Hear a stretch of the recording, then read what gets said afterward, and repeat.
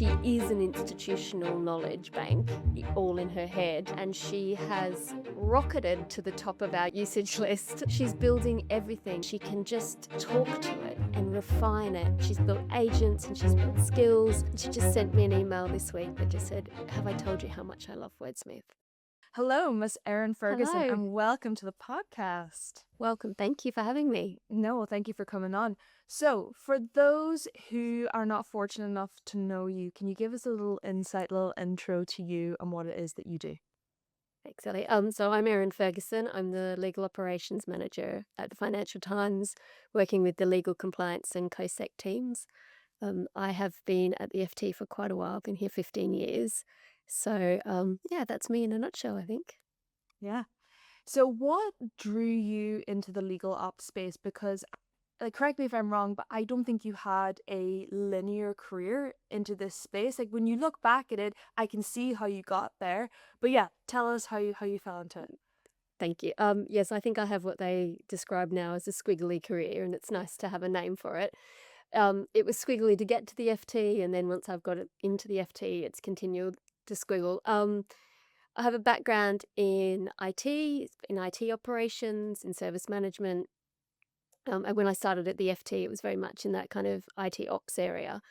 I've been really fortunate at the FT to be able to move around into different teams and do really different jobs, whether it's from IT processes to being part of the program that did the building move to the building you see behind me. I worked in our editorial team on audience engagement, thinking about audience diversity. So, how do we expand the breadth and reach of our audiences? How do we understand what engages different audiences? And all of that kind of led me one day to accidentally see by chance, saw that our legal team were advertising for a role called legal operations manager, which I'd never heard of. Um, and I laugh because I read the job spec and the first line was, "You must have 3 years legal operations experience." Kind of just ignored that. And then as I went down the list, I was like, "Oh, actually, I've done all of those things. And I've done all of those things here at the FT. So project management, implementing IT systems, stakeholder management, all the kind of buzzwords Yeah. on the job spec." So that is how I ended up in legal ops. So just through kind of a 13-year intern program or apprenticeship program at the FT to gather all the skills that I needed to be able to turn up in front of my GC and say, "Hey, actually, I think I could do this job. You teach me the legal side of it, and I'll bring Yeah. all the other experience." And Yeah. that's how I ended up here. Well, needless to say, you severely undersell what it is that you've done over the years. But anyways, we will roll with it. But correct me if I'm wrong, but you don't have a law degree, right? No, You didn't. What no, did you no. actually study? I did a history and politics degree, Yeah. and then I did a master's in IT. Yeah. Wow. So yeah, So no law. no law. And I guess like and you and I've talked about this multiple times. Yeah. Like I'm a firm believer of you do not need a law degree to do this and to actually be really good at this. Like the best people that I've seen at this job have come from, if you describe like the squiggly careers, like I would argue from what I've, heard from you, this business inside out because you've been at every single corner of it. But yeah, I would love to hear from you. What's your opinion? Do you think you need one? No, it's really interesting because when I was first talking to my GC Dan about this role, and he mentioned what he was looking for and that he was speaking to some external candidates, and I said, "Well, what is it that you want? Do you kind of fundamentally know what it is you think you need to do, and you just need someone to help you implement it, or are you looking for someone to come in and tell you what to do?" And he was very much the former. He had, he's I think part of the success of this role. First of all, he had the vision to get a legal ops person, but he's very interested in what's happening outside the FT, what's happening in other in-house legal teams, what's happening with AI. And so he did have, I think, quite a, maybe not clear picture because none of us could see what the last 2 years have brought, but he had an idea of where he wanted things to go, and he just needed somebody to help him implement that. And so I Yeah. think that's where our skill set came together. I don't need to be the legal expert. I've got a team of legal and compliance and COSEC experts. They know their stuff. What they might not know is what's available to them to be able to solve their problems. But they know what their problems are. They don't need me Yeah. to tell them. No, So I think that's why it exactly. works well. Yeah, absolutely. I almost think of it sometimes as, and again, almost every legal ops job looks different, but I Yes. think on the whole, your role to me sounds like you're basically the chief of staff to the GC, essentially. You're executing his vision. Yeah, that's what I'd like. If he's Yeah. watching this, yes. Yeah, that's basically No, what it you are. 100% it is. And that's, Yeah. you know, I was joking with someone, was like, oh, you know, I didn't need to bring the ideas. I just need to bring the hands. Like, Dan can be the brain. But Yeah. obviously, hopefully, as we've worked together, I've been able to learn and pick up some things. And I've really enjoyed that, because that is part of what I enjoy, is picking up new things and learning new things. And I think this is such an exciting time to be in legal ops. Um, I think I was really fortunate to join just at the right time, as legal ops was, so it's all, I think it had gained a position, like, you know, there was a role, there was an understanding of what legal ops was, but this intersection with AI and transformation, and kind of not just technical transformation, but um, kind of across all parts of our life. It's a really exciting time. Yeah, no, 100%. And needless to say, they're very, very lucky to have you. But what would you say, like, after having all those, like, various roles, and I know we don't have the time for you to take us through all of No. them and what you learned, but, like, if you could give me, like, 3 to 5, what transferable skills to anybody listening who is maybe in one of those roles that you were in and it's kind of eyeball on the legal ops, legal engineering space, like what skills do you think that you took with you that applied and helped you get into this role and be really good at it? So I think the core thing, there's a kind of like, well, actually, but there's probably three core things. One, you just like need to like problem solving. Yeah. You need to like messy problems and problem solving. So if you can do that over here, you can do that over here. It's just different problem solving. And I was really wanting a job that at the core of it was problem solving. And that is kind of my squiggly career has partly been led by me and partly led by circumstance. But sometimes it's just worked out well. Um, I'm also just very nosy and curious. Like, I like to pay attention to what's going on in other places. Like, what are other departments doing? Yeah. Who's now in charge? Who's making the decisions? Who's doing what? How does that connect with this thing over here? And that corporate knowledge, I think that was a key skill for me to be able to bring to legal ops, because I could come to Dan and say, hey, I might not know all the answers, but I know someone in that department who's already doing something like that, and they might Yeah. know who we could talk to. And that kind of the nosiness and just general interest in how obviously there's how our business runs as a business, but then how the system works, like um h- the personality and the culture of the FT, and how do you thrive, and um how do you make things happen in a certain kind of personality or relationship, because that's what it is. Yeah.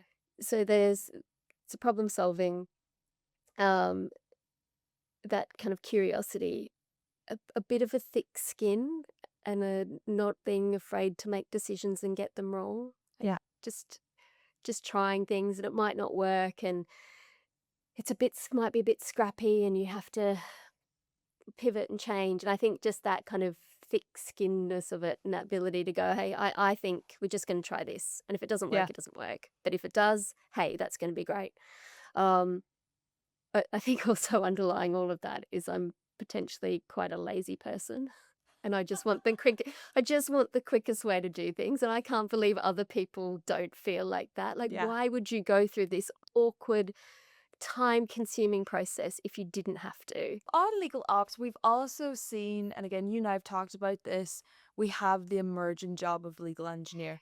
Yeah, really interesting. Very interesting role, obviously, because I also do it. But anywho, where do you feel like, so first, like, can you give me your definition, I guess, on the difference between the two roles, and where do you see it sitting in relation to legal ops? I don't think there's a right answer, but I'd love to hear your take. Yeah, I think, well, I can only really talk about at like where we are, and we're coming to it from a really different position from you, and being working with a legal AI product, to being kind of the user of that, and a smallish leading team. So for me, obviously, legal operations wraps around the whole department and is thinking about all the ways it works. And I think legal engineering is now a core part of that. It's one of the core legal operation deliverables, or whatever we want to call it, core skills, because it's more about the build and execute. Yeah. So it's maybe before legal ops was about identifying problems, but then having to go to somewhere else to get them solved. There's now that there's a crossover where we can now build and execute that kind of the vision, and we can get our hands more dirty. And I think we've talked about this. We've Yeah. both in our previous lives made scrappy little tools and Yeah. worked on the edges and brought things together and taught ourselves skills to be able to build things. But I think what legal engineering is doing is allowing that to now be not a scrappy thing on the edge of somebody's job Yeah. and actually core. But I think the other overlap there is legal ops is about around the work, I think, how the work gets done, not what the work is. I think legal engineering is more about what the work is, because you need to know what the work is to be Yeah. able to design and build the systems to be able to do that job. So for me, that's the difference. And I think another big difference for us is where that skill set lies. So for a team our size, it makes sense, obviously, to have a legal operations person, but I Yeah. think it does because I'm looking holistically across the department. Yeah. I don't think it would make sense for a team our size to have a team of legal engineers. So that now becomes, knowing that that's a skill we have, that becomes part of the conversation about, okay, well, who do we partner with and how do we get that skill into our team? Because it is such a specific overlap between legal and tech that if you've come into law to be a lawyer, you might there's not that natural overlap, and you might have come into tech but you don't want to be a lawyer. And I think, but obviously we have a whole company, and in your case, or a lot of people who do sit at that intersection, and they're being able to use their legal knowledge with the tech. But I would say in my team, I don't have a team of lawyers who want to be legal engineers. I have a team of lawyers and compliance analysts and company secretaries who want to do that job. But we still need that skill set. So we're going to have to think about who we partner with to get that skill in. And that's part of, I think, the change in what vendors are offering now, rather than Yeah. just a product. The FT is also, shock, a major media company. How does that shape your approach to legal operations and the problems that you're trying to solve? Like, does it look different to maybe other people that you talk to? What do you think? I don't think fundamentally it does. I think around it, obviously, the really specific the really specific use cases that will influence. But I think what's more of an influence is the culture. So maybe those two aren't separate separate and they're very interlinked. The fact that we started out as a newspaper and we're very editorial focused, but we have a whole group of businesses now that aren't just around the newspaper. But for us, the culture of the FT, whether you're in the events business or the consulting business or on the editorial floor, that's what influences me. And we are a relationships business. We are not a centralized process. We're not regulated. We don't have some of the same pressures as some of the other legal ops managers that I talk to. But actually, you do need to design around that. So a lot of the people at the FT, a lot of us have been here for a long time. So actually, this kind of relationships and people and culture. And so coming in with a tool that's like everyone's going to have to do it this way isn't, it does not work. It doesn't work. And so for me, again, the really, really exciting thing about AI in legal is that it's really allowing us to go to different teams, go, how would you like us to work with you? How can we work with you?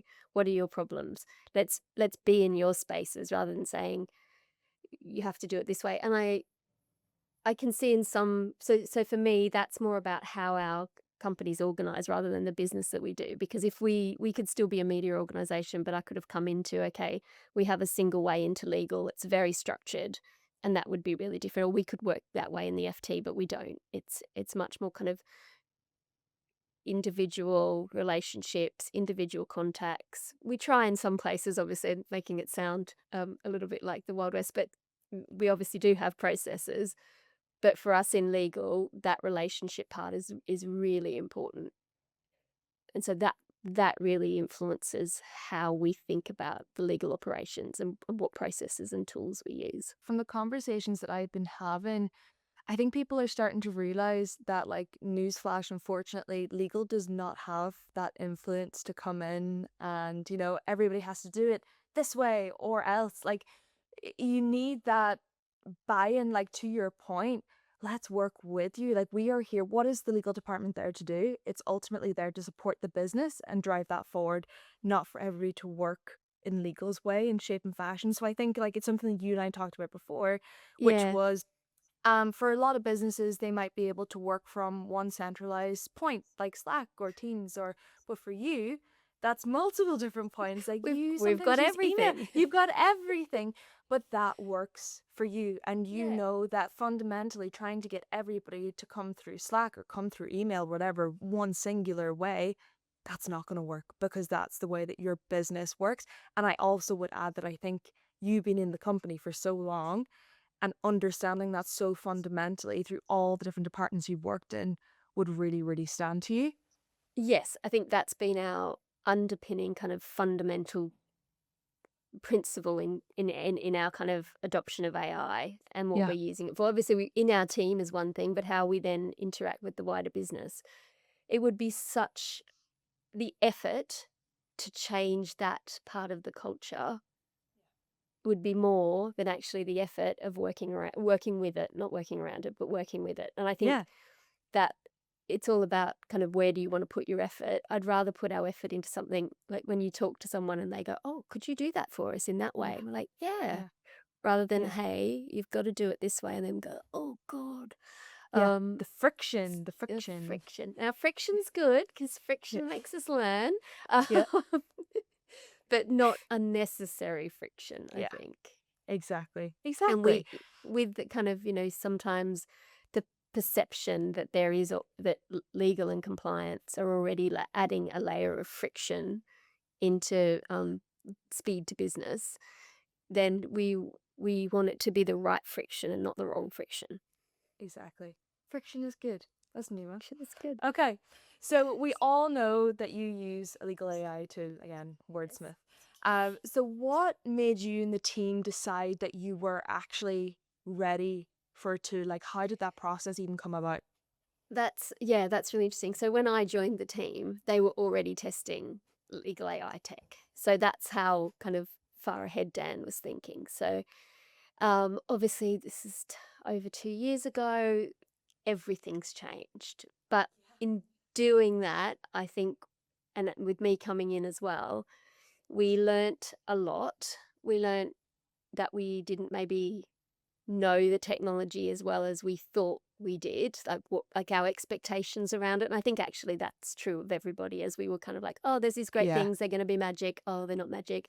Um, and we all spent a lot of time learning, but we actively took last year to do that. We stepped back. We tried a few things. We really kind of spent a lot of time looking at the different products, looking at the different technologies, looking at the different ways it could be useful, who it could be useful to in our team. And and so we consciously did that with the idea that this year would be the year that we then just had to pick something and start, Yeah. because we would never get to the position of having everything ready. And I know lots of other people have talked about this is, do you wait, do you get your data right? Do you build your knowledge? And I think for us, again, the way we're structured, that would have to do that work, we'd be 2 years away. Yeah. And we were maybe a bit more excited to start. But I think that's then informed how we're rolling out the legal AI within our teams. So it is very individual. Yeah. So we've kind of taken that approach of we won't all use it the same way, and we won't all have the same interest in using it. And some of us will be ahead of the curve, and some will need that kind of the motivation and the opportunity to get used to it and come along kind of along the journey, as they say. Yeah, So absolutely. that, yeah, so we've been really kind of think conscious and deliberate in looking at what we really needed. And I know everyone says define your problems first, and that was we didn't have all of our problems defined, Yeah. but we what we did understand was what kind of tool we were going to need. So Mhm, we needed something that could be really individual. We mhm. needed something that could be work with multiple inputs. Yes. We also needed to find partners that had, and I think this is so important, a similar kind of outlook to us.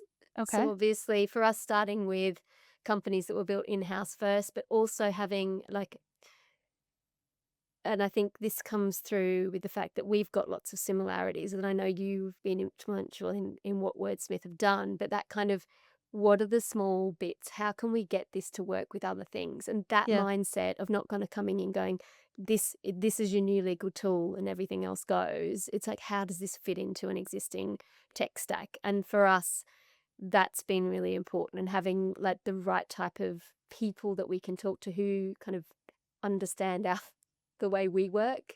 Or maybe not understand exactly, but it's easier than being told what to do in a Exactly. way that doesn't work. So that's, I Yeah. think that's for us, that getting the right partner, getting started in a way where everybody could get started without waiting for me to go, here's all the guides, here are how we're going to use it. Um, but but really importantly to just get started. So that's the tech side of it. But also we've been really kind of conscious and deliberate about what we do around the people side of it. Like, how do we get people involved? So this idea of everybody has we've set kind of a challenge that everybody builds something that's useful. Yeah. And I think we might have all got, and I definitely did, caught up in this early days of, oh, let's start with high volume, low value. Oh, okay, well, what's high volume? What's big enough? Like, what volume of things is big enough, and what value of things is low enough? And actually, when you break down our business again, the way our legal team works is it's each part, different parts of the legal team work with different parts of the business. So that answer is inconsistent. So Mm. someone over here, it might be what looks like a very like low value query, but the fact it's in person is a high value. And over Okay. here, it might be a contract for a lot of money, but if the fact we could automate it would Yeah. be valuable to them. So that ability, I think, has been, that's really important. But I need my team to be identifying those things for each of their areas, because we Mhm. can't just put a blanket kind of, this is what we're going to do. Yeah. So we had to get their hands on this and understand what they could do so that they could build things. We've, Dan's been really encouraging. He shows a lot of what he's been doing. We have a fortnightly meeting, which we call our AI show and tell. It's a really scrappy meeting. It's no slides, but hey, come and show us what you've built. Show us Yeah. what's worked. Show us what hasn't worked.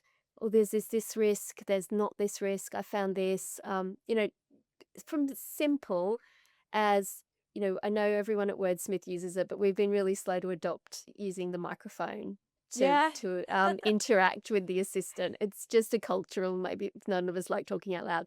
But Dan came in and he said, "This is what I said. Here's the exact transcript of what I put in, and here's the output." And we're just showing kind of that powerfulness of it, and also Mm. someone else has played with it. Now you know it works. So Good. that it's great. We've got a great tool and a great partner, but if people don't use it, it's going to be worthless. So we're really focusing now on that kind of, I guess, again, having a really small team. I can do lots of one-to-ones. I can sit down, but equally we're supported by the Wordsmith legal engineers, which is Yeah. great. I think the key takeaway for this, for people who are listening, is like it really is no one size fits all. And I think that's maybe a misconception that's been construed like across probably the likes of LinkedIn and blogs and podcasts, probably like this and whatnot.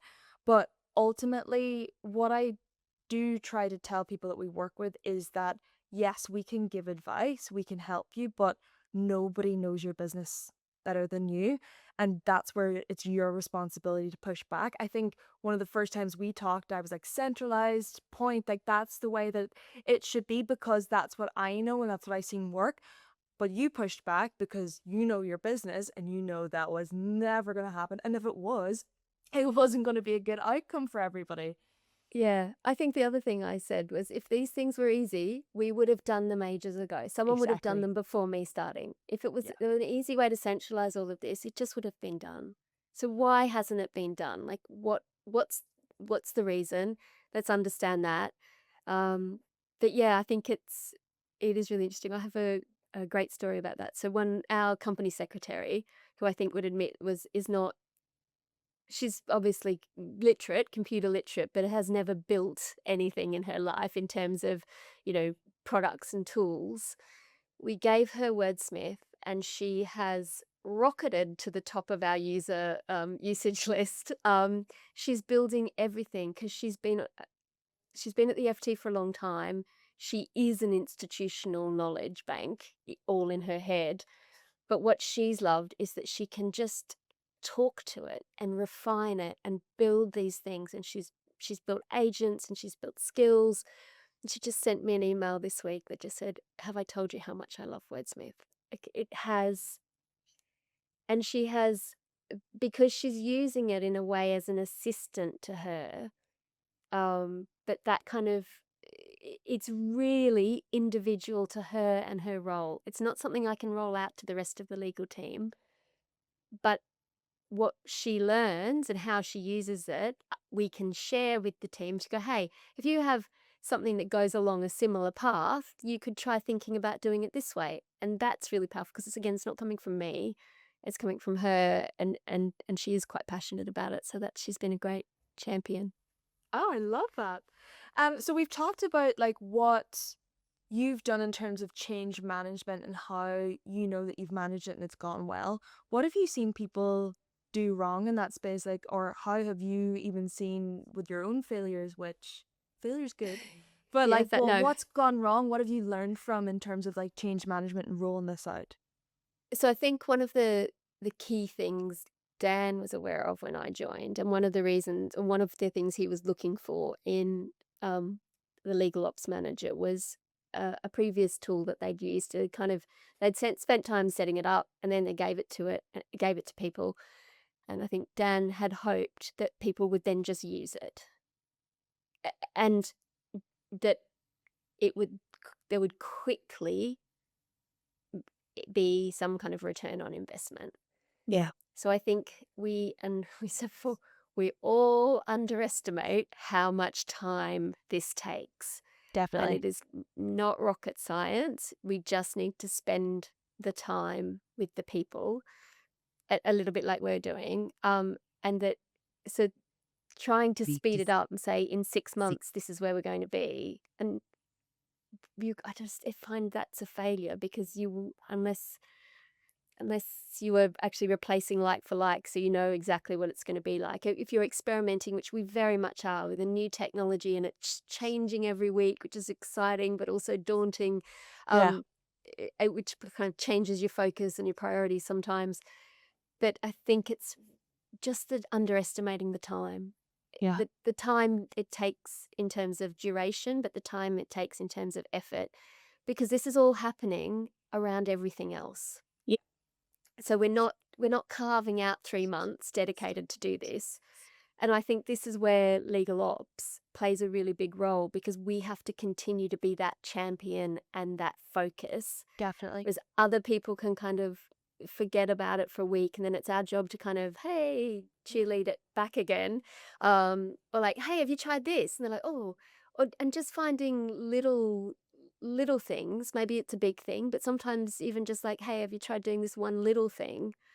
And that just bumps people back and you're just keeping it in the forefront, but you're keeping that momentum. That is very much, I think, the legal ops role. And so that if you don't have that momentum and focus, it's going to fail because it would just Yeah. stagnate. And it is really hard.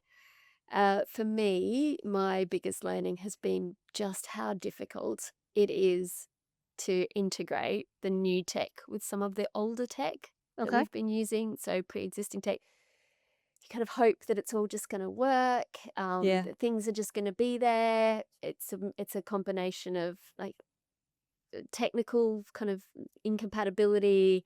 It's kind of, oh, you're on this license and not this license, you know.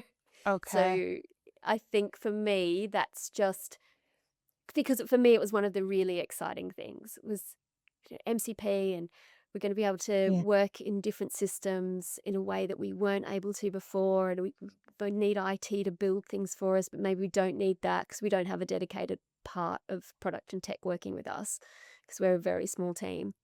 So I think I've had to have my own expectations hammered back down quite a few times. I'm like, hey, we can do that. Oh, we can't do that. Oh yeah, the number of times I go, hey, Dad, we can do no, don't worry about it. It's okay. And so he comes along on my emotional roller coaster. He stays Yeah. constant, and I just kind of go up and around. But yeah, I think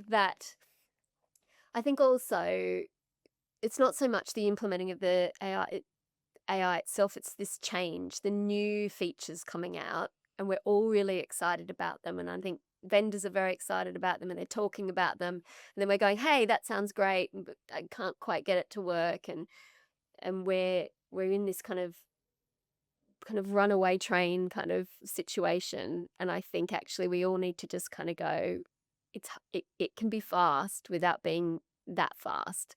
Because 4 years ago, we'd get one release a quarter. So the fact that we're Yeah. getting new products, new features out as they're ready is Yeah. great.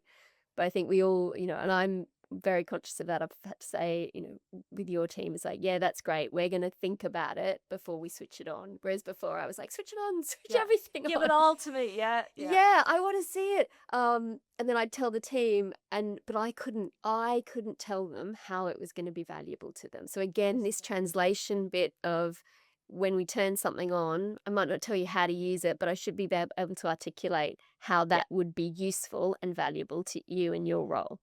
Yeah. Yeah. So yeah, Exactly. that's what I would learn. Great. What is the one piece of advice then? We've talked about buying tools, implementing them, but like what is the one piece of advice that you would give somebody if they were to go back to step one and they were looking to buy a tool? What's the piece of advice that you would give them? It's talking to people actually. Okay. That was quite revolutionary to me. Um, Part of me taking on this role because Dan's so interested in what other people are doing and Yeah. what's going on outside the FT. He was like, I really need this role to be knowing, I need you to go out, talk to people, go to conferences. Um, but actually, when I got out and I spoke to people, I realized it was just so interesting because we're all in this role. We all love problem solving. And actually, if you've got a problem and I'm a problem solver, I would like to help you solve it. So there's the amount of sharing of experience amongst legal ops and legal engineering has been great. So if you're right at the start of the process, obviously talk to the vendors, but get out, go to conferences, go to events, join webinars, hit people up on their LinkedIn DMs and go, can I talk to you about Yeah. how you're using it in your organization? And people are so generous with their time. Um, but you build little friendships and you build a community where it might be something, again, you ask the vendor, but it's not really vendor specific. It might just be Yeah. a general issue. So I think that's my advice. I've found that to be really useful is just actually getting out there and meeting other people in a similar situation. And there's lots of good resources out there. There's networks like the Legal Engineering Network. There's resources. I think, 2 years ago we were all starting out. We all had our lists and we were trying to Yeah. figure out which product did what. But now there's a lot of knowledge already out there, and you can just tap other people up who've already done that hard work. Yeah. 100%. And I would say like it's legal operations and legal engineering have been some of the most welcoming, I think, people when it comes to, and it goes back to what you said at the start, right? I think we are all inherently really nosy. So we want to know, we want to help, Yeah, and we want to share what and we've learned. So absolutely, people will reply. exactly. Yeah. Yeah, it's been really amazing. I said the other thing for me, it's not something I would recommend to someone, but it's something I've picked up that's been really lovely. So I come from background in IT, Yeah. where for, at the start, I would be one of the only girls in the room. When I joined the FT, I think one point, maybe a couple of years into my career, I was in an operations department of 90 and there was 6 girls. Wow. So I joined kind of coming into this kind of legal ops engineering as it's coming world, expecting it to be similarly like a similar pattern. But actually the number of women in legal ops has been really refreshing. And I think that's maybe it's just the teams I'm hanging out with or the round tables I'm going to, but I've just really noticed and been really struck by how it is much more equitable in terms of gender Yeah. in legal ops and legal engineering that it is in some of the other parts of IT, and especially as we are focused on AI, because again, I think it's about this problem solving. It's not Yeah. about obviously we're we're very many of us are interested in the tech, but actually I think that's nice as well, because if you are a woman in this space and thinking, oh, I don't feel comfortable or I don't feel confident talking about the tech, it's it's so welcoming in terms of that. And so Yeah. many of the leading voices of legal operations and legal engineering are women. It's been really lovely for me. Hasn't it? And it like I think even what we were at a dinner how many Yeah, weeks ago and it was yeah, it was all all women and women. it's exactly yeah, I think Kevin Cohen actually did a really, really good they obviously do the Bright Flag survey every single Oh year. It's yeah, something maybe it's worth us digging it. We'll probably cut this part out. But it's probably worth something digging into and actually understanding like is the data showing that or is it just what we feel? Is it just in the UK? Like because I feel that way too. What are we yeah. good at? Like we are well, it's not that we're necessarily just good at it, but we have been forced to, I think, over the decades, multitask, project manage, um, be the translator, the go between, solve a lot The of glue, problems. The the glue, glue exactly. person. I think as women, that has been either forced upon us or some of us are just naturally interested in that. And it is a place that we find ourselves, I guess, attracted to, but I love it. I can't imagine myself doing any other role at the moment. No, yeah, so fortunate. And again, I wonder if it suits a squiggly career. And as I said, sometimes your career choices have been by choice. Oh, sorry, career choices.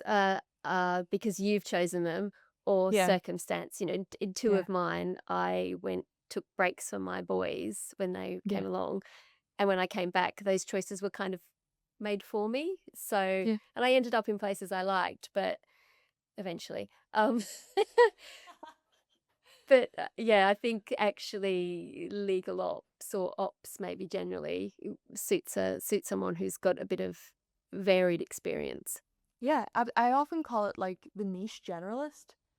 It's like someone who we've a lot of domain knowledge, right? Like I always argue that, and back to your point earlier, we have specialists in the areas. Like we have lawyers, like in right now I still do the legal ops internally at Wordsmith. I have Lucy. Lucy knows inside out the law and what she does and what she needs to do. I don't need to know that. What I do need her to do is explain to me, often like a 5 year old, exactly what it is that she wants or what the problem is.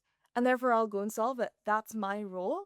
Yeah. Um so yeah, I can't remember where I was going with this. There was a point to that, but Well, anywho. I was gonna your first conversation on the podcast with Lucy, I think Yeah. really illustrates that, is that and it's not just what her problems are, it's what her fears are. Because you don't talk about that in a process map, do you? You're like, oh, this happens and this happens and this happens.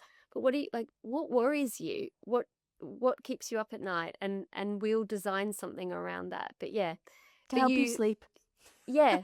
But if you were just coming at it as a purely kind of, if you didn't have a wider experience to go, actually, I can see that there's multiple parts of this, or there's a bit of person change and tech change. If you were just coming at it at tech change, you'd miss some of that nuance, I think. Yeah, yeah, definitely. Okay, final question for you. What do you think good looks like for legal ops or legal engineering function in 5 years? And what do you think is standing in the way of that? God, a crystal ball, firstly, because I Wouldn't think that be it's nice? Yeah. I don't think any of us could have predicted where we are now. Although Yeah. I do remember, just a slight side story, 2 years ago, somebody saying that everyone in editorial was going to need to be a prompt engineer to be able to use AI, and me just saying, like, I'm not saying they don't have the skills, I just can't see it happening. It's not the right they don't have the right mindset to do Yeah. that. And Yeah. actually, I was like, I think we need to build the prompts into the systems. And Yeah. that's what's happened. And that's how we've ended up with tools like Wordsmith, because we don't want to spend that time doing that. No. That's No. so I think as people become more aware of what the AI tools are capable of and their expectations increase, this role of legal engineering is going to become more and more kind of important, because how do you build and execute the vision without the Mm. people? And we either going to use the lawyers, then who's going to do the legal work, because they're going to be building and executing, not working off the, you know, Yeah. they're going to be building the tools to do the work, but not doing the work. So I think that for me, in 5 years' time, I I think obviously it's growing. It's for the last 12 months what we now have legal engineering. I think it's going to become more of a kind of understood role. Definitely. Maybe I think it will still be part of legal ops. I don't think it will replace legal ops. I think you'd still want, and as our example earlier is, do we want legal engineering here in a small in-house team, or do we want to be able to access that? But I think GCs are going to go from kind of hoping that they have legal ops to expecting it. How will they run their teams if they don't have that wrapper around it to run it like a business and be thinking about not just being trusted partners, but being transformational, being kind of. I think the other exciting thing is, because the legal teams have been kind of a little bit at the forefront of AI adoption, because of the legal AI world, um, we're in a really exciting position to be going around talking to other departments, going, "Hey, come Yeah. and see how we're using it." Yeah. But again, a GC needs someone to help them deliver that message and execute Yeah. that vision. Um, so I think we'll see more of it. Will we see bigger teams? I don't know. Maybe we'll do ourselves out of a job because we'll build agents to do our jobs for Yeah. us. Who knows? But there will always, someone still needs to be the judgment and the context. I was having this Yeah. conversation earlier is, imagine if we'd had agents pre-pandemic. Within a month, everything changed. The world changed. Those agents would have still been running on pre-pandemic knowledge. And you still need that person to go, hey, and this one thing's happened, or we've had a change, and I need to alter that advice. And I need to know, I need the context and the judgment and the experience to be able to apply that knowledge properly. So hopefully there's a role for legal ops to continue to do that. Yeah. There's a lot of discourse that I see online with people thinking that it's not a real job. People aren't actually engineers. Oh my God, there was a horrible post put out one time about how they're actually just going around, they're sales and they're going and having coffees with people and they're not building things. I'll actually send that to you on the side. It was very interesting. I commented on it. But yeah, do you think there's anything? If you don't, we could just leave it there. It's up to you. No, I think, well, as I said, for us, we've really recognized that that's a skill needed. Yeah. And part of us going to Wordsmith was, we don't have that skill in-house. We need you to be helping us, or we need someone to help us with that. I can't remember if we covered this earlier, but traditionally, if I was talking to a traditional tech provider, they'd give me their product, and they'd Yeah. probably help me implement it to a certain point. But if I Yeah. needed to make any changes, or I wanted to make it more bespoke to our organization, I'd have to go to a consultant. And this whole Yeah. kind of sub group of suppliers popped up, where you had the core product and then the consultants around it, and they would come in and help you. They didn't know your business any more than you did. They might know the product better, but Yeah. again, it'd be a bit like, this is how you should do it, not this is how you could do it. they'd tell you how you should do it. They might implement it, but they might leave it with you to implement, and then they'd go, and that knowledge was Yeah. gone again out of the company. I think legal engineering is very different. It's because we are so my team, and this has been the big mind shift change of you need to be part of the building. You won't Yeah. be given a tool and told how to use it. I'll give you a tool and you need to figure out how it's going to work for you. You don't need to build everything because that's when you're going to work with your legal engineer and but you need to understand what the capabilities are. So I hope it doesn't go away because I don't know what we're going to do if it does. But there is a real skill there because I can't, they can say to me, blah, blah, blah, blah, blah, blah, legal kind of insert legal Yeah. text. Yeah. Yeah, legal jargon. And I'll be like, that's interesting. But I've never done it. As you Yeah. say, you've never, maybe you're saying you've done a law degree, but you've never had to redline a document. No. Part of that is somebody who's done it. You might not say something, but because they've done it, they've got that like intuitive knowledge of Yeah. what it feels like to do that work. Not only what it does, but what it feels like. And therefore, the engineering part is I know what you want to achieve. I know some of the pitfalls, and I can help you build something. But I can also add to that by going, hey, I can make it kind of look or feel different or work slightly differently. And I can advise on how other people do it. So I think I don't, maybe some companies are branding their salespeople as legal engineers. They will be caught out because it is a real skill and it's something we've really benefited from. And my team, again, I think that was part coming back to finding a vendor that works well with you, is Yeah. if we had come across that kind of legal engineer in our early conversations with you, we wouldn't be having this conversation now because we would have said that's not valuable to us. We don't need to spiel. Erin, it's always a pleasure to talk to you. Thank you Thank so you much, so much. Ellie. No, thank you so much. I think people are going to learn so much from this and have so many takeaways. But yeah, if people can get in touch with you, you're going to get so many pings on LinkedIn now asking for questions and Well, I will answers. just say I'm not great on LinkedIn, so apologies in advance for any delays in getting back to anyone. But you can get her on the legal engineering project, and there she Ye- will reply. I will actually, yes. I'm better on that. Better on She Slack. will. Exactly. All right, Erin, pleasure, and we'll talk soon. Yeah, thanks very much.